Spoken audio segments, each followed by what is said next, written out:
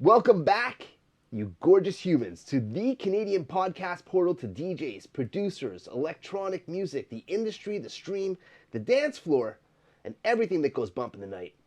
We are recorded live at Pod 6 Studios with the efforts of our producer Dan Rice and wizard engineer Rob. I am Jello, the host and Digi Sherpa for our audio and video storied experience. Our guest tonight has flown in from the Big Apple, New York City, and boy, are his arms tired. Spinning in the Toronto underground scene for over a decade, this DJ and performer was known for many things: inventive mixing, producing, as well as composing original scores for documentary and film. Without a doubt, he is best loved for his energetic mixing style, in part inspired by past gigs for hip-hop and dancehall parties. That didn't last long, as the move to the techno side of things happened. A longtime favorite of Toronto's gay community, both Fab Magazine and Extra Magazine's readership voted him one of their favorite DJs in 2005. He soon moved on to Toronto's bustling club district at underground hotspots like Comfort Zone and Footwork, where he held residencies, festivals in Canada and Mexico, and working in his West End production studio. An accomplished film music producer, he's produced music for independent films, the Metroscope, a documentary project for the National Film Board, and the animated feature Myself, My Message, as well as more commercial clients like BMW and the City of Toronto. Currently working as a technical program manager for Google, I'm feeling confident that any question could get answered tonight from someone who's employed by the planet's biggest search engine. We are together, and I'm happy about that because it's our podcast. That's the reason we're making it so. Nearly 14 feet deep in the utility room with DJ TK, aka Taylor Gesner. Welcome to the show. That's what an intro. My goodness, how are you doing? This is so great to be here. I'm happy you're with us too. Yeah. New York. Yeah.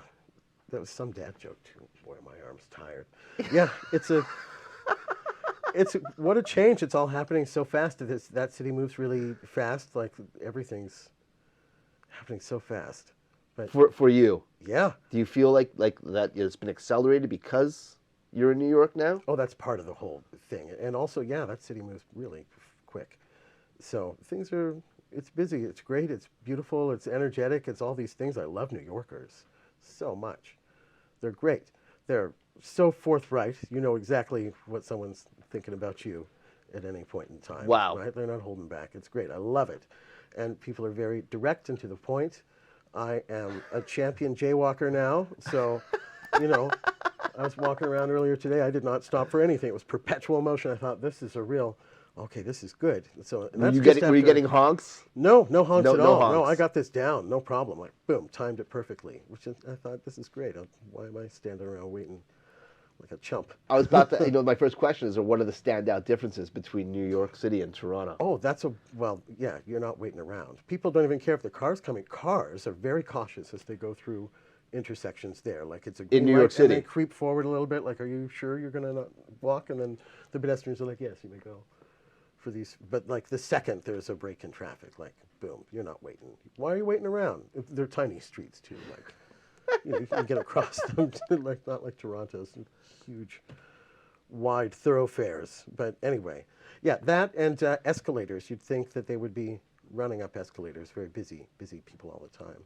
But they're not. They stand on escalators. That's when New Yorkers rest. They're walking fast. They stop on the escalator, checking in their tweets, I guess. What about the food? Oh, it's delicious.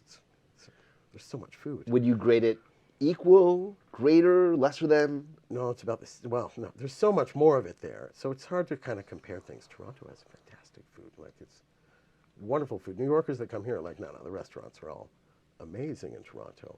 But there's just so many more of them in New York. And I've only explored like this much of that city. How long have you been in New York now? Not long at all. I've been going back and forth since last September. And I've only started living there in January. Is the commute easy for you? No, no, it's not at all. Well, it's fast, but you wait around in the airport longer than the flight. Right. So, which is a bit of a pain in the caboose. You have to deal with the Axacasta gremlins?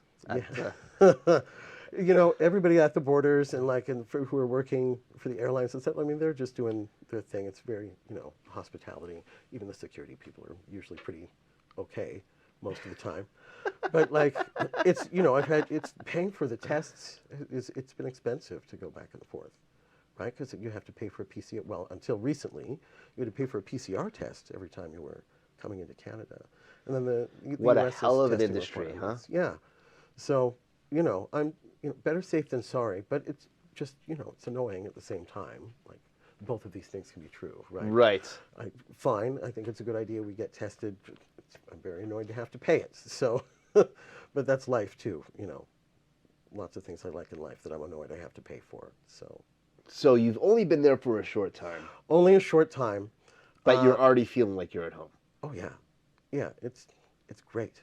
It's Toronto is like New York light. It's just smaller, right? See, I was trying to get to that. I've heard this comparison. I mean, Well, I've been to yeah. New York plenty myself, but I'm not. It's tough to compare, you know, these things, but and that's kind of how it feels a little bit, right? Because of the diversity of the neighborhoods, it's just so much more condensed, right? And I'm in Manhattan, so I think like every time I've gone out to Brooklyn, I'm like, oh, I can see why so many people from Canada really gravitate to Brooklyn. And many people have told me, okay, well, you're going to want to live near work. It's a big city. You're going to want to live near work while you get your bearings that first year, and then you're just going to move to Brooklyn with the rest of us. So Like, is that true? Do you feel like that's the route, that's the path? who knows what it could be, right? Like, Are you close to work? I'm close to work, so I'm close to work. I'm pleased about that. I can walk there, you know. But maybe I'm going to want to. It's cheaper in Brooklyn. That's Have for you sure. been going out in New York? Of course I have. Yeah. And how is the music scene? Oh, it's so diverse. There's so many different styles. You can see the jazz is amazing. Jazz. Yeah, the live music everywhere. I mean, all over the place. It's tough to get a ticket for some venues. You can't sit on it. Like, you have to just be like, I want to go and see this group. And boom, you've got to hit that ticket. Right away. Yeah, right away.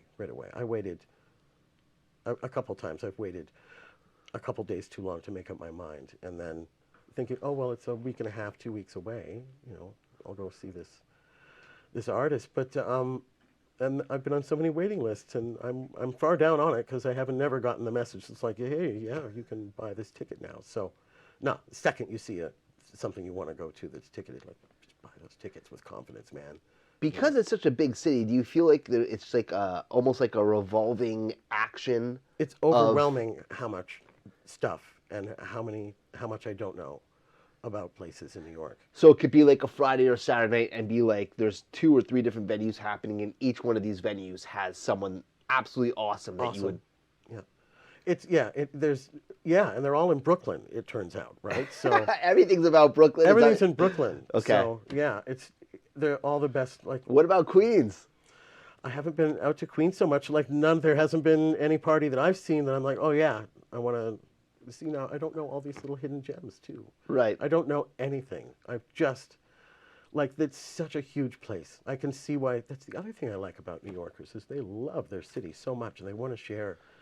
I don't want to beat other people too much, but it's just sort of, folks really want to share. There is a pride. Oh yeah, there sure is, and they really want to share. Like, oh yeah, go to this place, or come to, you want to go to these parties, or like, oh yeah, my friend's got a restaurant. Check this out, and they're all great. Right. Yeah, it's usually when I set out on my own, and I'm like, I'm going to go by reviews and like probably some terrible search strings, and and if I always say, like, if there's a dud in the neighborhood, like, if left to my own devices, I will find it, and then, but I'll leave the dud and then inevitably just stagger around and find, this is the cool spot, this is great.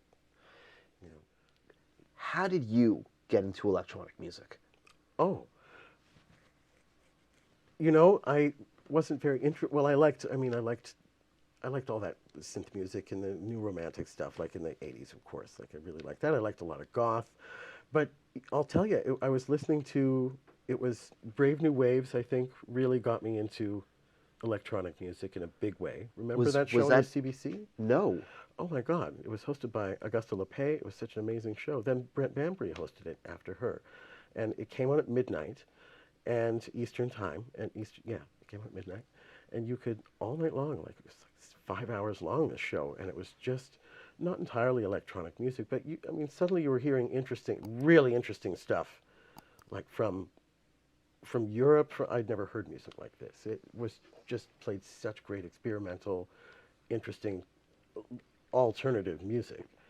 That show, and of course the new music before that was really, you know, they were playing a lot of different. It was different than what I was hearing on the radio, for sure.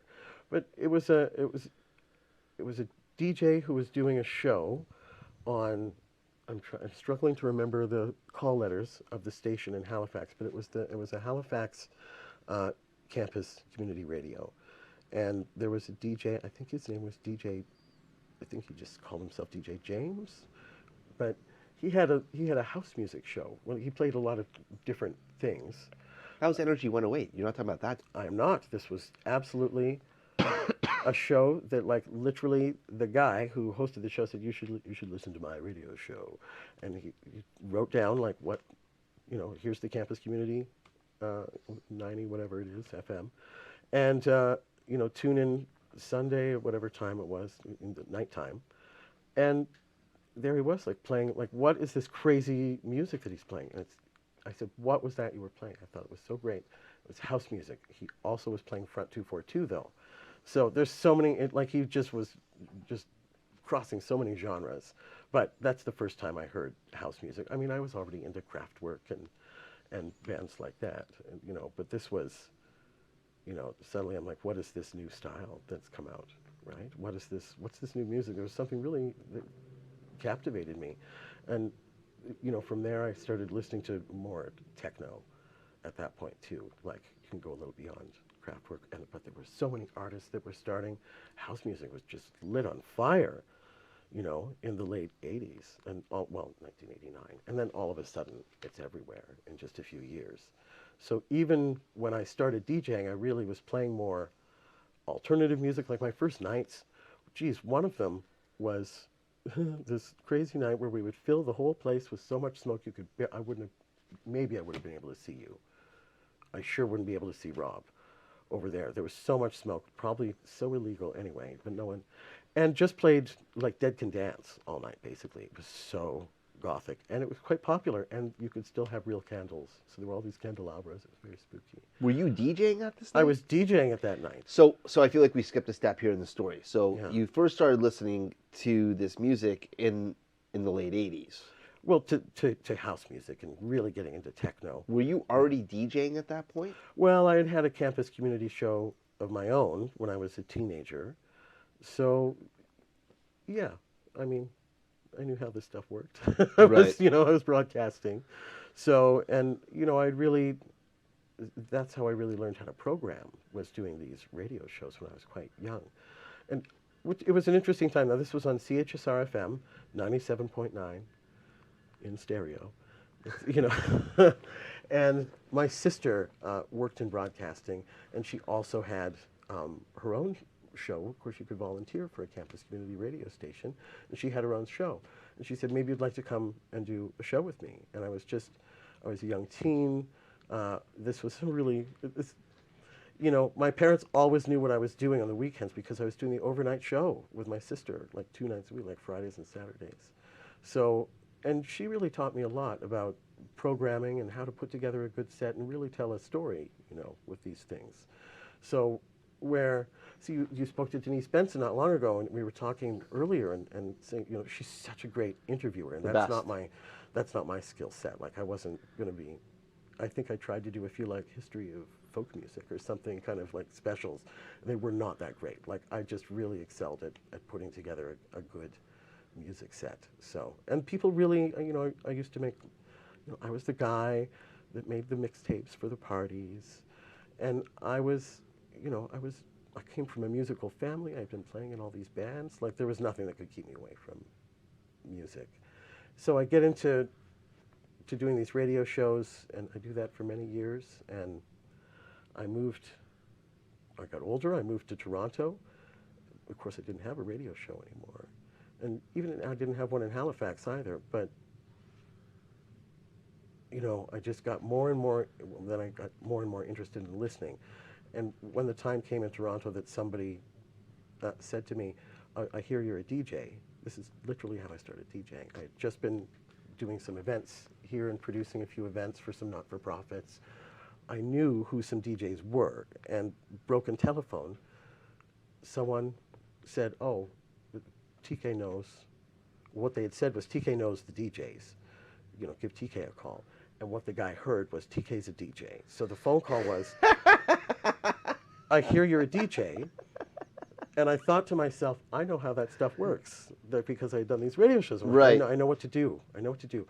And so for the next 2 years, painfully, people had to listen to me learn how to beat mix because I didn't own any of this equipment either. So I had to like ask club owners to let me come in and practice.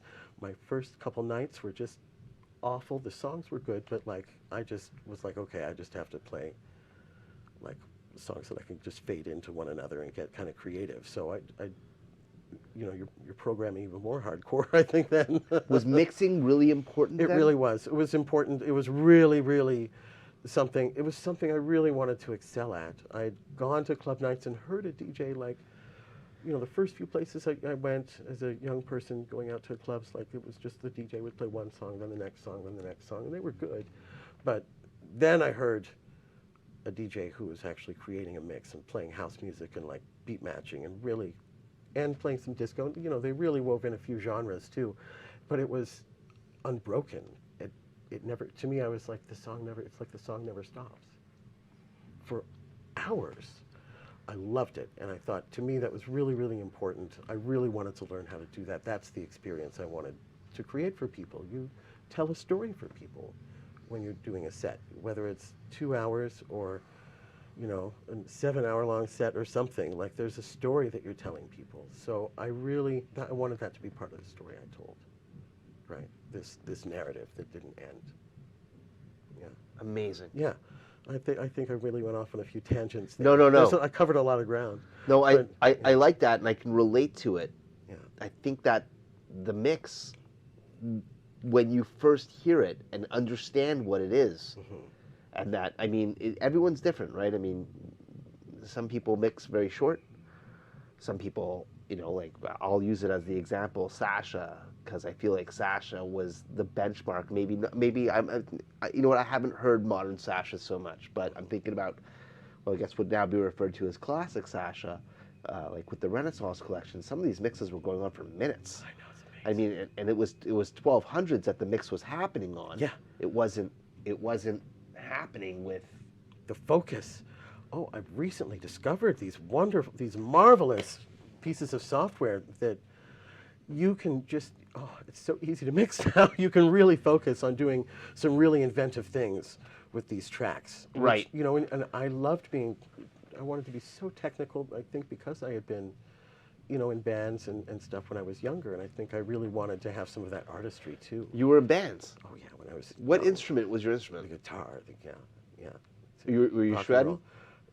roll. In my mind, I was shredding hardcore, but in reality, no, it was just a garage band, just for fun. So, right, like, but it really, I like performing. Like, I love performing. I love it. I love being right up there, being that focus. I'm like, I do everything I can. Look at me. This is happening. It's so much fun. There's this whole other persona that can be present on stage. I think that's true of you too. You turn into a bit of a different person when you're behind the decks, for sure. So many people do, right? So, you know, I love that performance as well. Is it the energy exchange? Yeah, for sure. You really connect with people. There's that one or two people like, okay, yeah, I'm gonna focus. You're with me tonight. There's always those few people who are close by the booth, or some people come right up. You're very technical too. People like to get close to you and watch what you're doing. So, you know, there's those folks, but like that when you're in a big room and you can just see everybody in that space. I mean, there's nights where I've hit this energy, and I looked out and it just looked like an ocean of people all dancing, like in this beautiful, it was just undulating under these really pretty lights. Like, it was just, what a moment, right? It was great. I remember somebody came up, it was just like, do you see what's happening? I was like, I do. Like, you know, it was interesting. But those are special moments. I've always thought that, you know, and this is my perspective, of course, because there's a bit of I guess, a removed presence, because you're not. I mean, I love booths that are right on the floor with everybody. I love it when you're but I also like that there's the barrier. Like we're Okay. introverted extroverts or extroverted introverts or something. Like I love being part of the party, but I feel really weird when I'm standing in the middle of the dance floor. And I'm not that good of a dancer. So, you know, I was just going to say, I think you see people at their most honest selves when they're out dancing. oh yeah, You get to really see someone yeah. for who they are. So when I'm performing and I'm looking up and I see everyone dancing, I'm saying to myself, I'm seeing a bunch of honesty. Oh yeah, okay, that's good. That's very poetic. I like that. There's the authenticity in that moment. It's lovely sentiment. I like it. Right. Well, because you're seeing someone's if, either a bass drop or a certain drum, or during a breakdown, and people are in that moment. You can see their facial expression. They're not thinking. I'm not even me. I'm part of this as well. I'm not thinking about that there's potentially a photographer capturing me at this moment. We were talking about that before we started recording. That. Oh, for God's You're sake. not thinking about any of that. You're wrapped up in that moment. It's the beautiful. music is merging with you. A flow state. Yes, There it is. and so this is honest, right? That's who you are. I'm seeing you, right? Yeah. Uh, that's for me what I. No, it's a connection. Yes. For sure. The way I name it is that it's like it's a moment you're sharing, right? It's this great moment of co-creation of that energy. Co-creation. Yeah. I like that. Right, of this feeling, like when in those, like at those times, and they're special, right? Like there's, there's so many nights where you're like, oh, just gotta get this started, like, giving yourself a little pep talk, like, come on, what just happened there? Like, why isn't this connecting right now? But then, a few minutes later or an hour later, whatever, it has come together, and you're like, oh, I relaxed and just let it go. I wasn't overthinking it. So yeah, you're feeling something, and now there's this energy in the room that you're helping to create. I mean, that's a thing. I mean, people have come to experience that energy. Like, it's a beautiful thing when it all finally comes together, right? And also, there's a little bit of hospitality in there too. Like you're presenting something, right? Yeah. I think thinking about it as presenting is a lovely way to approach it, rather than like, this is what I'm, get with it. And when I'm thinking, get with it, people, like you can't, you can boss people around a little bit. Some really like it, but I think it's better when you have that feeling of give and take with the people, right? I love this reply. Yeah. I do, genuinely. It's enlightening. It makes me think, because you brought up that you didn't have the opportunity to really hone your skills at home because you didn't have the gear, and you had to show up early to venues or ask if you could go and jam for a bit to try and figure yourself. Try to figure out how everything worked. Right. And I didn't have a ton of mentors. I would go and I'd watch like local DJs play. But, once I started, like, I managed to start playing more and more frequently, and I figured stuff out. I mean, God, love those first few gigs, right? Until I learned how to beat match, which took a minute. But I remember the day it did. I was like, oh, that finally worked, right? I didn't have to spend the whole song figuring that out. Right.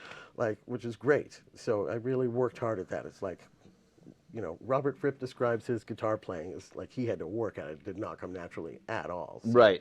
And it feels the same way. Like, I feel like a lot of the early records that I'd shopped for were records that had these exaggerated long drum intros, these exaggerated long drum outros that were 1 minute and 2 minutes long, whatever they were, and gave me all kinds of opportunity and time to get to the place that I needed to get to. Yeah. And now, of course, I'm not even thinking about that, because there's been a technical graduation that probably this isn't exclusive to me. It's to any performer, obviously, once they've been doing it for a great deal amount of time, that they get to a place. But what were some of the memorable challenges you faced as a DJ, and how did you get past those challenges? Well, like I said, I didn't have a lot of mentors. I guess I hadn't connected with a ton of other DJs. Like, so getting access to the music was a thing, for sure. Like, it was tough to get served in a big store like Play Your Record. Like, you had to work.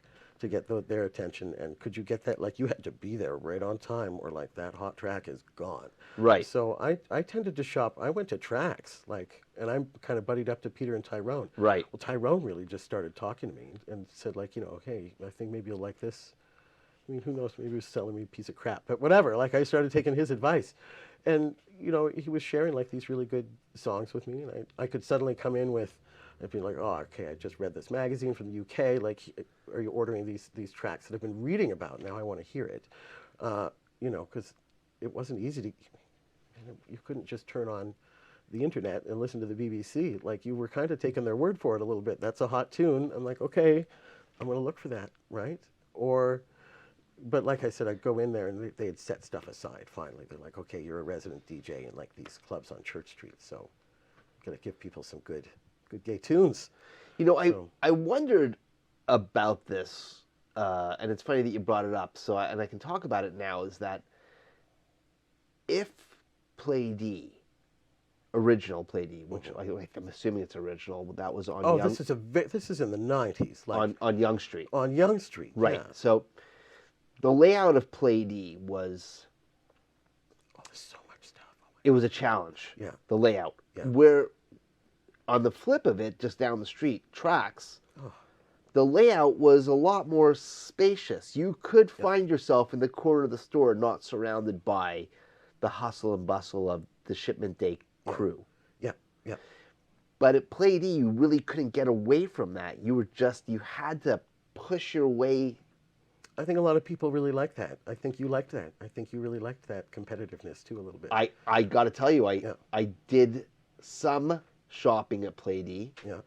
But I was mostly a Tracks guy. Oh, how funny is that? That's funny. Because of what I'm talking. That's why I said I've been thinking about it, because obviously both Play D and Tracks were such important fixtures and destinations for the scene here in Toronto. And even though I worked at Eastern Bloc and I adored my time at Eastern Bloc, I'm not ignorant to what happened at the other record stores. And even though I did build a big chunk of my record collection from Eastern Bloc, of course you did. I've constantly joked, and there's absolutely true. I never got a paycheck on payday from Eastern Bloc. I always got a slip that said I owed money. Yeah, of course, because you bought all this stuff. Yeah, and the irony about that is that, and I'm digressing right now, but the irony about that is that, discount, whatever. I had white label city fever. Like, I'm talking about if there was a promo that hit the record store, and the funniest part about it is that, I'm further digressing, the staff... Keep doing it, I like it. The staff of the shop, which was me, DeCozy, Rob G, Demonic, Blake was in there for a moment of time, but I didn't really compete for records with the other staff that was there. There was, at one time, a form of crossover with me and DeCozy. And because... Was that like Speed Garage? That's the only place I could think where your paths might converge. There was some techno. Oh, and some... Or at least what we would call techno. I mean, because then Paul Walker was at the store, and he was absolutely into techno. Every amazing DJ in town was working at that store. At Eastern Bloc had a moment. Yeah, and you all played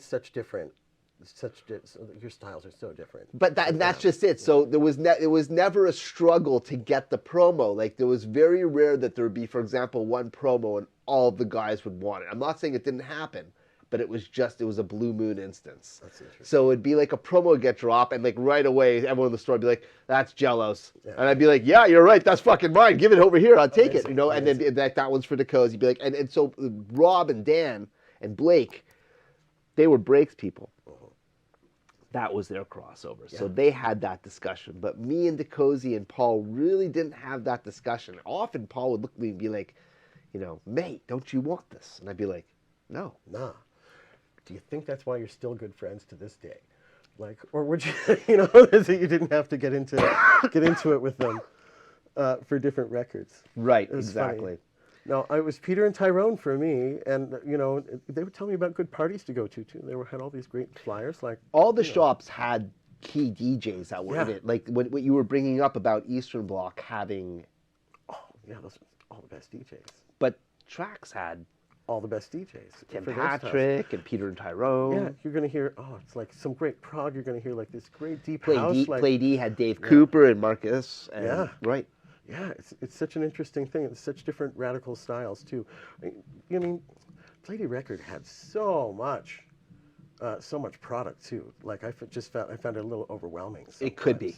So, and you can't spend the kind of time you could. Remember when Sam the Record Man was a thing when it was open, and they had vinyl in like those top 2 floors, and then it was just one floor, just vinyl. But you could spend all day in there finding like all kinds of crazy little like bits of crate magic, right? Like there were great finds. I'd be like, oh my God, I forgot about this song, and I can slip it into my sets, right? I like to play lots of all kinds of weird things. So You're not DJing now. Just once a year, once in a while. Like now, I go down to play Beef Dip Bear Week. I was there at the end of January. I played every year, and it's so great. I played 3 parties. There are thousands of bears. We have a great time. I'm in Mexico. I mean, I love Mexico. I've been playing in Mexico since about, I want to say 2005 was the first time I went there to spin. So I have a little Mexican fan base. I love Mexico so much. But yes, I go down to Puerto Vallarta and play Beef Dip now. Once a year, every year. I don't even have a website. Like, it's hilarious. What about at home? Oh, I play at home all the time. Like, that's a fun way to Saturday night. Like, that's what I did while we were all cooped up in our houses. For the last couple years. DJ. Oh yeah, what else are you going to do on a Saturday night? Just Were you making mixtapes? What were you doing? Just jamming? No, it's just jamming. Like, and I thought, I should have recorded that. Was what I would think. Like, I just think, I'm just going to play a little bit, and I'll kill an hour. It'll be fine. And then like 5 hours, 6 hours has passed, like nothing. And I've just been messing around, and it's so great. It's so great to have this stuff at home. Have you digitized your music collection? Oh yeah, I sure have. So it was easy kidding to me? move with. Yeah. I mean, I love vinyl. I have a big vinyl collection still, but I've gotten rid of quite a lot of it. I'm like, why am I, it was just a decor feature after a while. Like, now I've kept the records I like. It's still 2 cabinets full, but like, there's a lot of them. But it's not like it was, where it was just like a whole wall of records. But I remember having to carry like 2 and 3 crates. Like, every single DJ booth was up a ladder in Toronto for a while. Don't you remember? You always had to climb a frickin' ladder. Oh my God. With this, while carrying a freaking crate, like, so, yeah. And, oh man. It's like you're part of an Uncharted live action game or something. I lived on Church Street, exactly. I lived on Church Street. I had this crazy granny cart, like. Do you remember the Boom Boom Room? I sure do. I used to go to the Boom Boom Room. That was treacherous. Yeah. That was, honestly, that was a health hazard. I don't know how, Denise had hooked up a pulley for her nights, so she would just pull up the I didn't know that. Yeah, you could rig up a rope. I played there once, and I just remember going up that ladder thinking to myself, I could die right now. You could die right now. Right. Yeah, so there was that sense of adventure with DJing in Toronto, too, at the time, because you could die trying to get to the gig. So, of course, there's going to be a lot of energy. Wild. I loved going to the Boom Boom Room in that crazy cage, and people would dance, and it was just wild, that place. I know. When I was going through your bio, one of the things that surprised me happily was to discover that you were part of the Sidewalk Labs project. Yeah. Here. Yeah.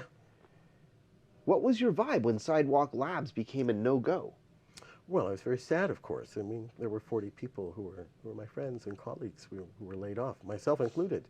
So, and then I was tasked. This was right at the outset of the pandemic, of course, and I was still going to work for a couple of months to close the office, right? So it was, it was a sad end.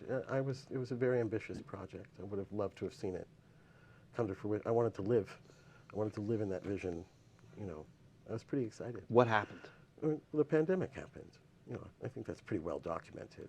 But, for me, it was interesting that I was even part of that project. Like, I thought, wow, the universe is being so amazing. It feels like housing around the world, especially in Canada, and yes, in Ontario, but housing around the world just did a massive leap during the pandemic. Why did Sidewalk Labs get affected by the pandemic? Oh, I couldn't tell you. I don't know. It affected a lot of things. There's a lot of businesses closed, but that was the end of that project. And then I closed an office here. It was a sad time. It looked like an incredible project, at least Yeah. on paper. It really did. And now there's another company that's working with Waterfront Toronto to you know, develop that area. So, I mean, I think there's a lot of really great innovations that the city's going to see soon. Oh, Yeah. Oh. If I mean, you were saying earlier too, people resist change, so it'll be interesting to see Toronto like really embrace. Well, when it comes to change, definitely Toronto might have last place. It's a funny city, isn't it? But I love it so much. I lived here for, geez, 25 years before thinking to go away. And I never thought that I would live in Toronto. I never thought I'd live in New York, but just because I thought, well, I'll never live there. But I never thought I'd live in Toronto. And that's just because I grew up in the Maritimes, and everybody, of course, hates Toronto, or did at the time, right? We all wanted to go to Montreal. So, and so many people did, and I was there for a little, just a minute. But it was Toronto that ended up, I was captivated by this city right away. The energy here is so exciting. There's great food. I mean, there was this great warehouse scene right out of the gate. Like the parties that I found when I first moved here. It was life-changing for me. I had never seen anything like it. This city has opened a lot of doors at the I same feel time. like the mid to late 90s in Toronto, there was something in the water. Well, yeah, this was the one of the places to be in the world if you wanted to go to a great party. Like things were happening here. It was good. Industry was happening. Oh my God, what a great place. We joined together at the Dirty Disco stage for Pride Toronto, Yeah. but you eventually took on the role of program director for the festival. Yep. What was that transition like, and how did it make you feel? Well, I was pretty keen at that point. I'd been DJing for a long time. I don't excel at financial investments, so I was really thinking about, the future and for me. And I thought, okay, I have to find something that's going to be sustainable for me when I'm older. I'm not a great producer or remix artist. I can do it, and I can play things for people, and they seem to like it. But like, I wasn't. I don't think I'm a good enough songwriter to really pass myself off as a producer, you know. I know I've done some productions, and I've certainly, you know, have, made a profession of it for a period of time. But I realized like I'm not gonna be like a Danny Tenaglia. That's not gonna happen for me. I'm not going to be given enough opportunity. Maybe it's just I needed better management or to apply myself differently. But I thought, okay, I don't want to be poor when I'm older. So I thought I need to find a way to transition into, a day job, which was, I had no experience doing much of anything. So I started volunteering at Pride. And because someone said, oh, hey, we need someone to come in and, program the DJs for a couple of the stages. I said, well, I can do that. I know how to program, and I know all the DJs in town. So yeah, let's do this. And then one thing just led to another, right? Like as I started learning more and more about how to program and how to work with the negotiations, and was, given bigger budgets to work with, and it's working out, right? Like the shows are good, and I'm learning more and more about this business, this music business, like about how to be a talent buyer, really, and then also how to program like this multidisciplinary festival and how to do that kind of community engagement. It was a big learning curve and fast, and I just stayed there. And kept working hard, and I managed to go from volunteer to these little tiny contracts, doing some stuff, and then the contract got a little longer, and then I finally get an opportunity to manage all of the arts and culture, and then that leads to programming. I was the artistic director for World Pride 2014 Toronto. It sounds unbelievable to me, but and I love doing that, and that was really important for me because that led me to where I am now. So, and I still get to DJ and I don't have to ever think, why is someone coming up and asking me to play, I don't know, Justin Bieber right now or something, or I'm in a techno club and I'm playing this great set, everybody's dancing, and someone's like, are you going to play a reggae song? Well, not tonight. Maybe if it was a different time of day, or I was in a different place. But and I found like interactions like that were really, tiring. I found it tiring constantly, just churning it out, and then realizing I didn't have a lot to show for it at the end of the day. I'm just working all the time. Your gig with Pride Yeah. was a direct lead to your gig at Google now? Well, yeah, that's the first step on that journey, right? So, I go from working at Pride to working at other arts and culture festivals. I learn more and more about the production. Different opportunities come, and I say, yeah, let's try doing that, and I do it, and it works out, and everything's a moment where you can learn something. So, I just, when you're a DJ, you're a small business owner. These are all transferable skills. I mean, I taught myself how to code HTML so I could have a website, and then, Right.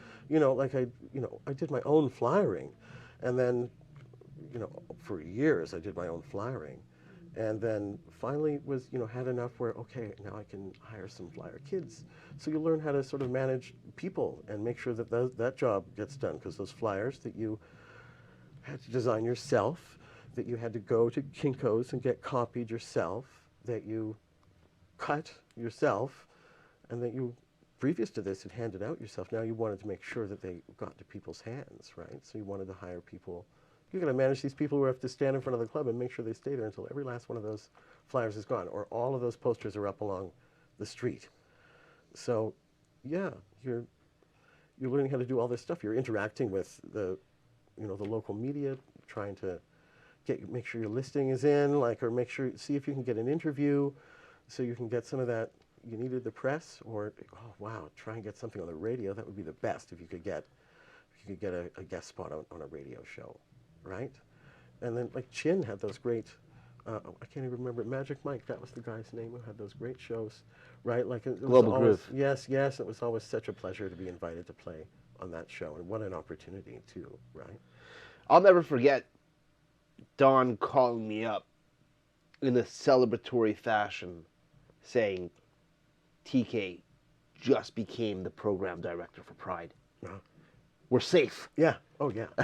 Well, remember one of the first times I met you, I think, or no, it was one of the first times we all interacted with Pride, was because they were going to cut that stage or cut the show time in half, and It was it's been a roller coaster struggle Yeah. with our stage Yeah, it at always Pride. is. Because at one point, I believe Mark Smith was the program director. He was, yes. Okay, Yeah, cool. for many years. My memory's still intact. Yeah. I believe he was an ally for our stage.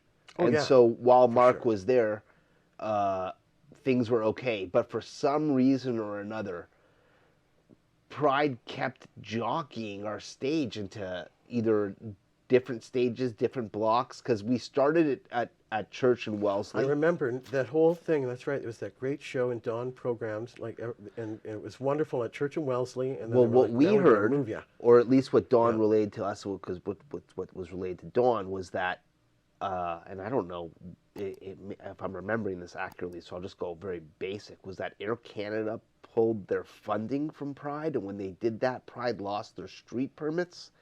And when they lost the street permits, that's when Pride started to do the beer gardens for the stage, which was, I guess, possible to be insured.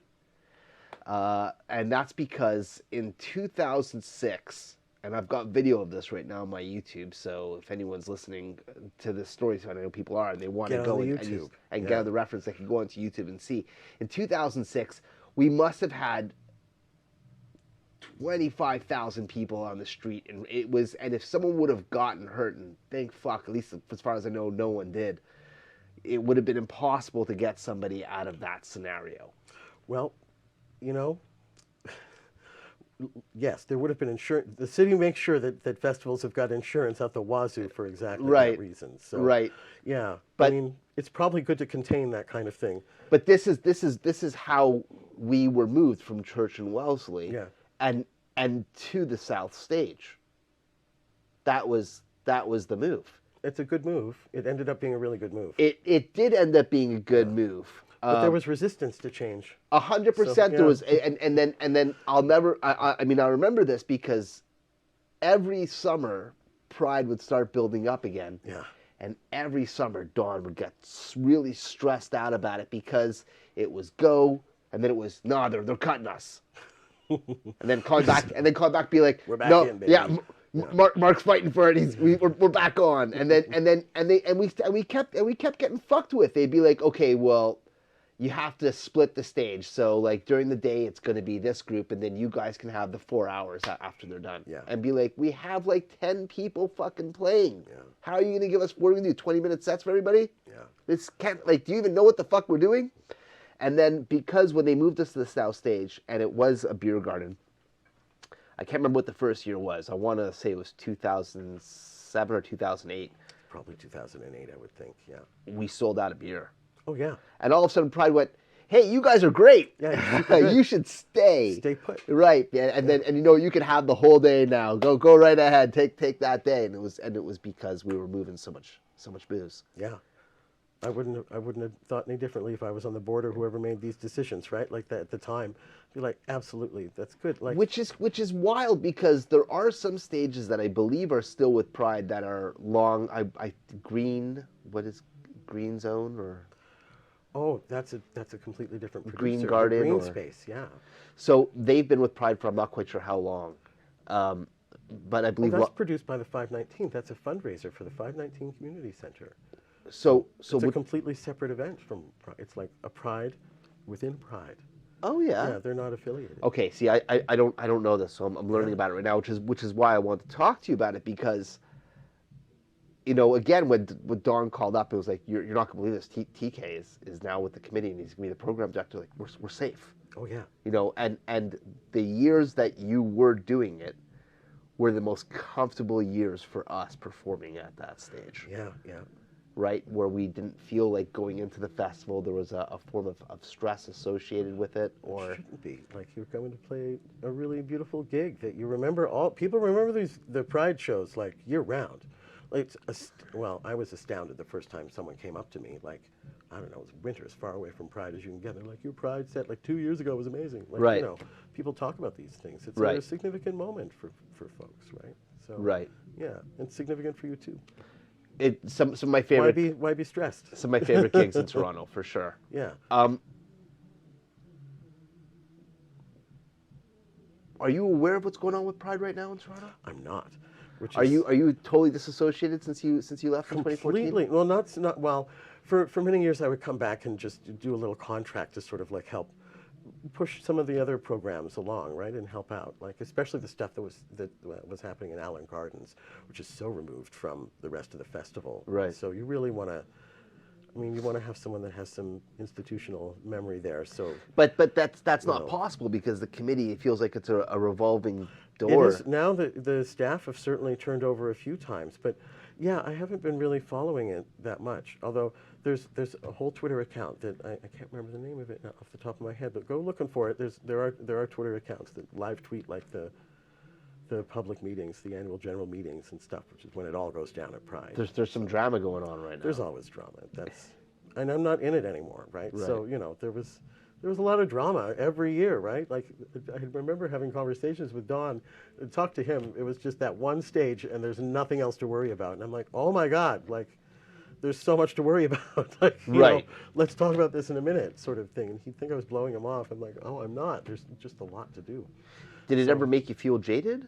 Of course, everything makes me feel jaded. Jeez.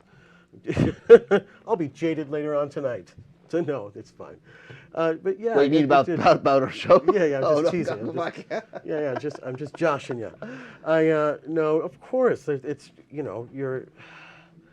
it's a really highly visible position, like in community, And then, I mean, especially World Pride, like it was then that I realized, like, you know, things we discuss in a meeting and decisions that I make would show up in the Globe and Mail the next day, right? Right. So, you know, there's some stress that goes along with that. And, you know, people are being critical and just, you know, they don't always know the whole story. So, you know, it hurts to, you know, think you're working so hard and putting so much of your energy towards this thing. And, you know, you want to be able to just holler from the rooftops like, I'm working really hard here, you know. But, you know, criticism's important, so it's important to hear, so that you can, you know, make change. But yeah, it was really hard at times, of course. It's super stressful. It's where my hair turned gray. I looked so young the whole time I was DJing, not just because I was young, because I was quite old when I stopped DJing. Like, so, you know, and I'm like, wow. And then instantly, there's stress in my life, which is not terrible either. So, did you feel that responsibility that it would go home with you after you were done? oh yeah, sure. It's a big job. It's a big community. There's a lot of, you want to have a lot of mindfulness, and you want to be able to offer a lot of kindness to our communities, right? There's a lot to think about. There's a lot of different conversations that have to happen. And you really want to be able to meet people where they're at. And that, it's, you know, there's a lot to do. Leads me directly into the next question. How important is Pride as a festival in 2022 and beyond? Oh, it's super important. Oh my gosh. There's so many, I mean, I know everyone's like, oh, you can get married now. Everything's fine. But it's not fine. Like, obviously, there's a lot to think about. Like, geez, Trump just turned back time like 15 years just, you know, for trans folks. I mean, you think about trans kids, you think about kids who are genderqueer, you think about all the different flavors of queer kids. I mean, it's a huge spectrum. And I think it's really important that these stories also get told. It's an important time of year where someone can go out and feel very, very safe, kind of exploring their sexuality. Let's not forget about the kids who are questioning. Let's not forget about the kids who are totally straight, but like they're there to support their queer and trans friends. And I hear the kids today.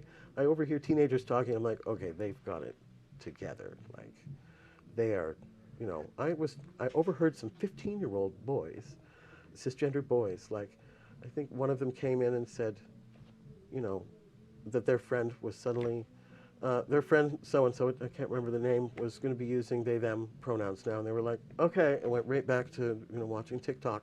And then when their friend came over, like, they used the correct pronoun. Like, they didn't miss a beat.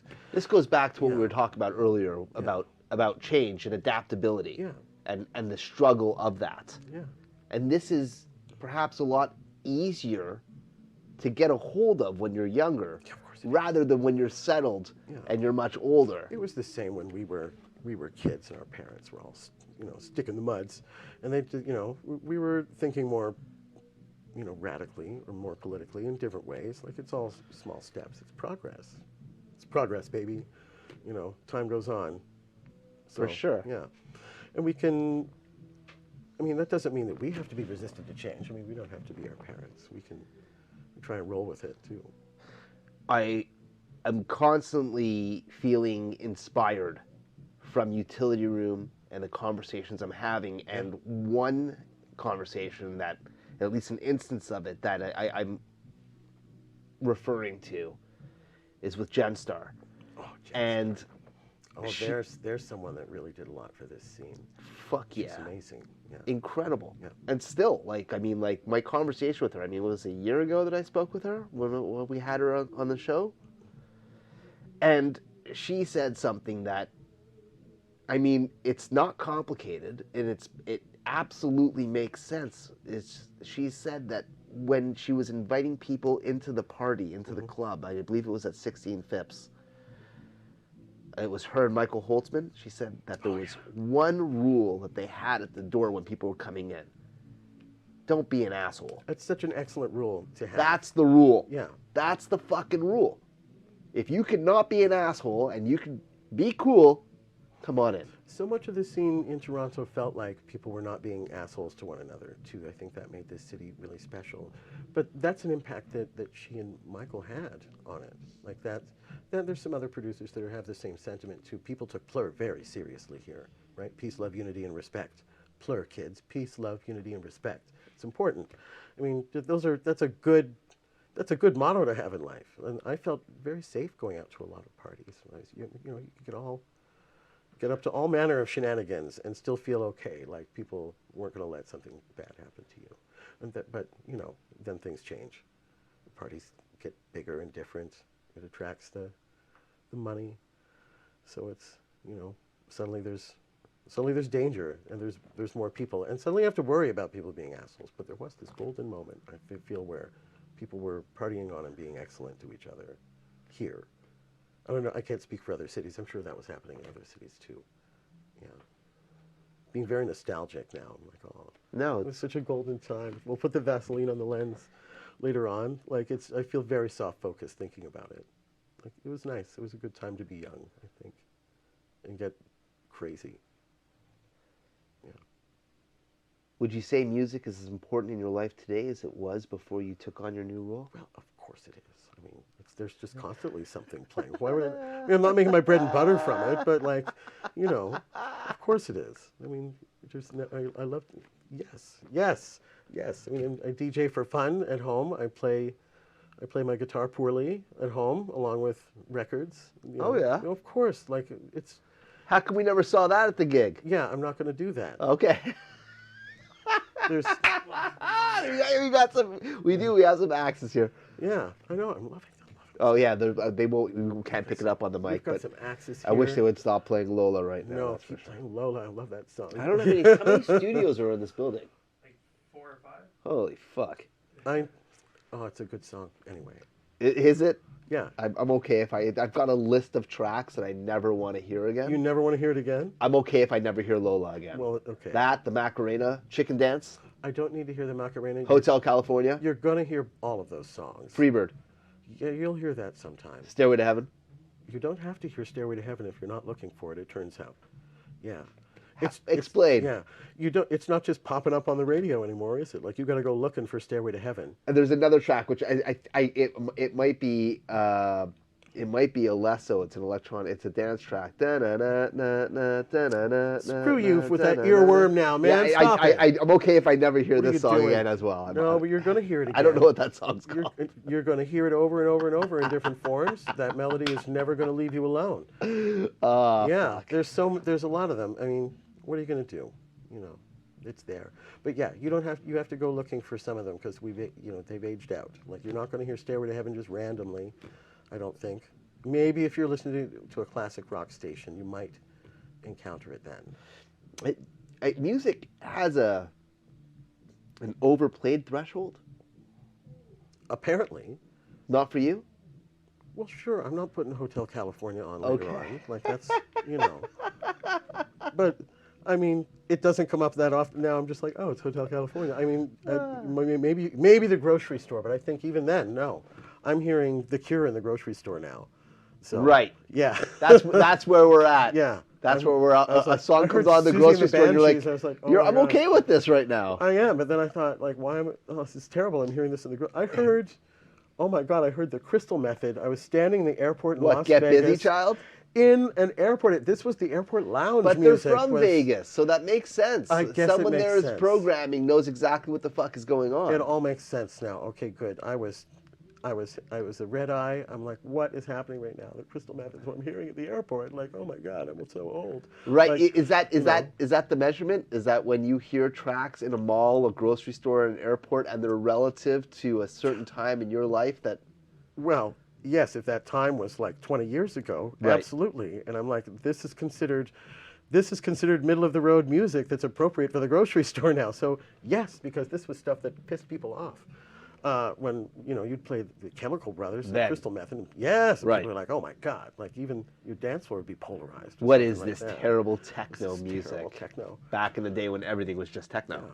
Yeah, Right. I mean, everything was just techno. Right. So now you want to make sure that you set yourself apart from EDM. You're like, that's not no. That's not EDM. That's house music. That's house music. And Right. You know, so, but I still hear people say, I don't like techno music. And I was like, I'm just, okay, that just means anything. Right. That just means and then anything. you play some techno and they're like, oh, I like this. I like and you're this. like, Yeah. Yeah, exactly. There's never this mistake that happens with rap or rock and roll. No. The distinction is clear. It's very well defined, but I don't know. I guess there are there's a ton of subgenres for both of those too. So, I mean, I was going to just say maybe it's the subgenres, but there's a really subtle difference between some of these genres. Like if you go onto a website and you're going to make some purchases, there's a big list, and you're like, wow, that's a lot of genres. And then you're listening to some of them, you're like, okay, so that's kind of the same as this one. There's a little bit of a difference. You're hearing it because you're a DJ.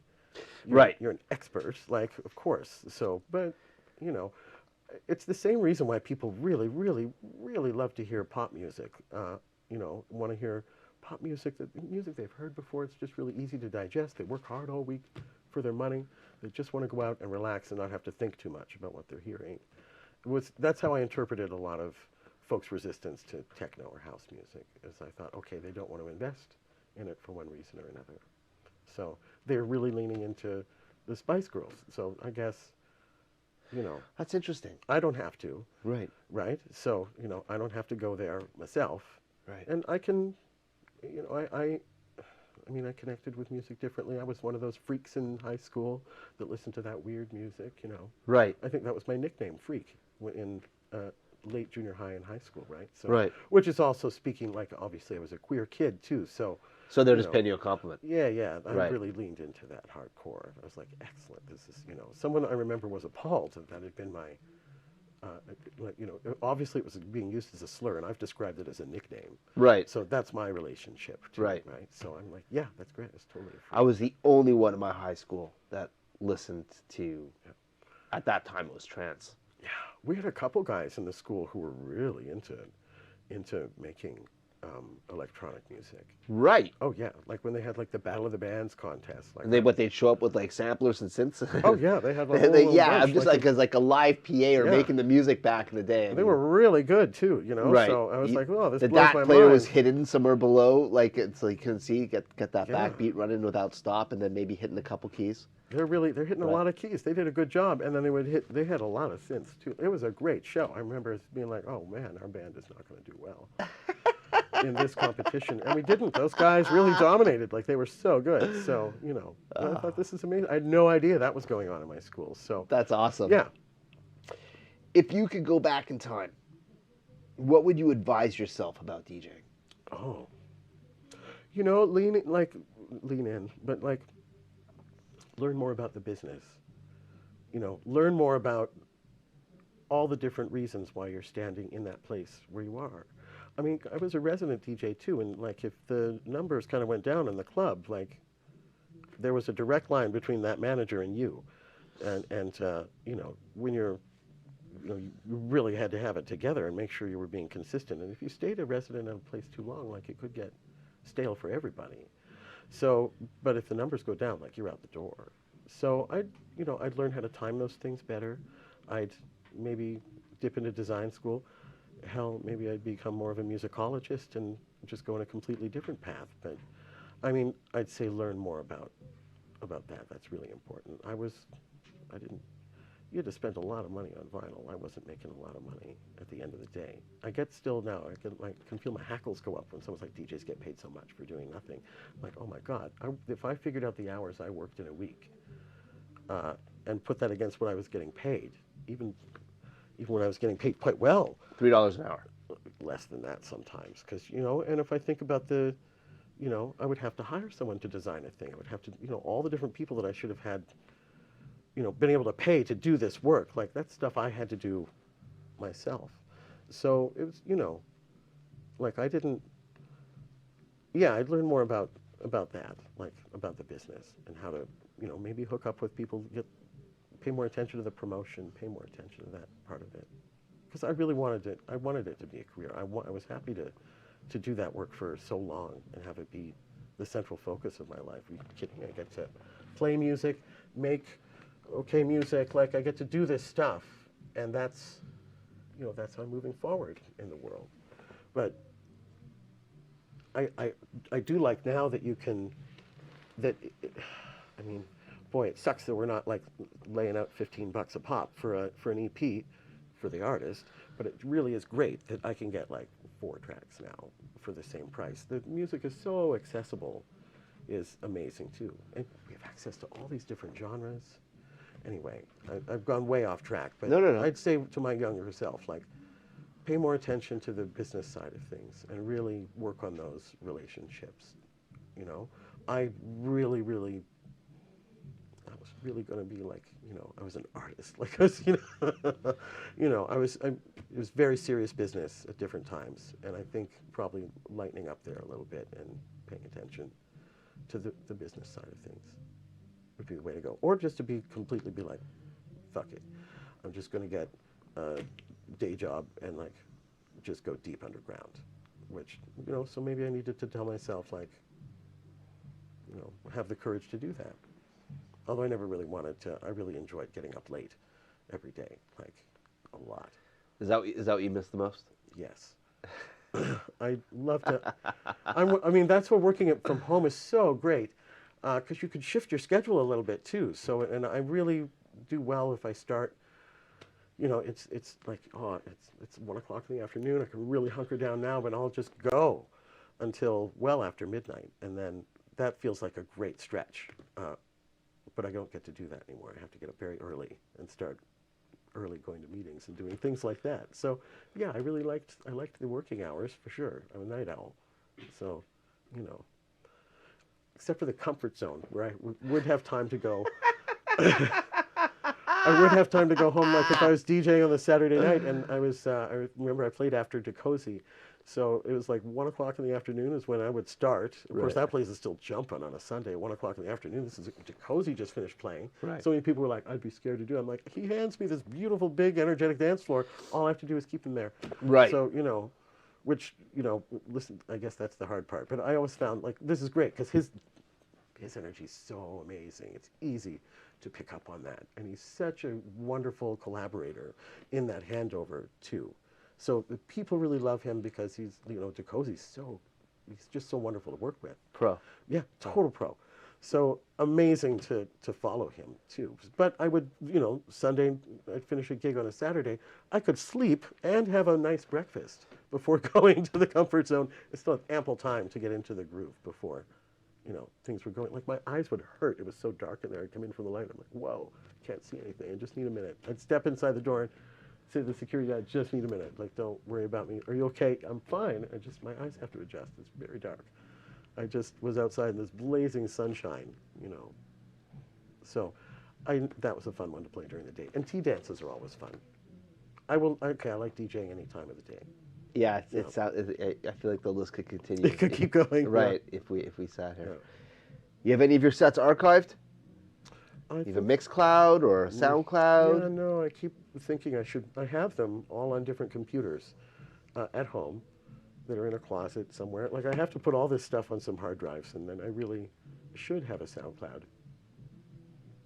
I should. Maybe I will. I should. I never record these gigs. You were asking me earlier, when you're DJing at home for fun, you know, does it ever dawn on you to record this? I'm like, no, it doesn't. I don't even realize. It's a bit of an anomaly. Yeah, I don't even realize how long I'm going to be doing it. I'm like, I'm just going to kill an hour, and then 6 hours pass, right? Like I was saying. So, and then I think afterwards, all I had to do was put a USB stick in. Plus, you can go to a gig now with just a USB stick in your pocket. It's the best. Wow, the wildness. Yeah, it's so lightweight. It's good. But yeah, I know. I'm sorry, I haven't. I'll upload some sets. I'll do it. Thank you for joining us. Oh, thanks for having me. Thanks for sharing your story. Listen to me ramble on. No, thank you. It was wonderful. Really. Yeah, it's always great to be with you. Thanks. And you. I had no idea you'd even left the city. I had left the city. Yeah. Wow. Yeah, I know. So joining us here is super special. Oh, thanks. I love coming back. I'm back like once a month. So, okay. Yeah. Yeah. I come back quite a lot. Thanks for having me. Couldn't do the show without you. My name is Jello. This is DJ TK. You are absolutely awesome sauce. Thanks for joining us again for another dynamite episode of the Utility Room. We will see you next week. Thank you very much for watching. If you've had a great time, and I hope you have, there's more awesomeness right here. Jump into these episodes. You know you want them.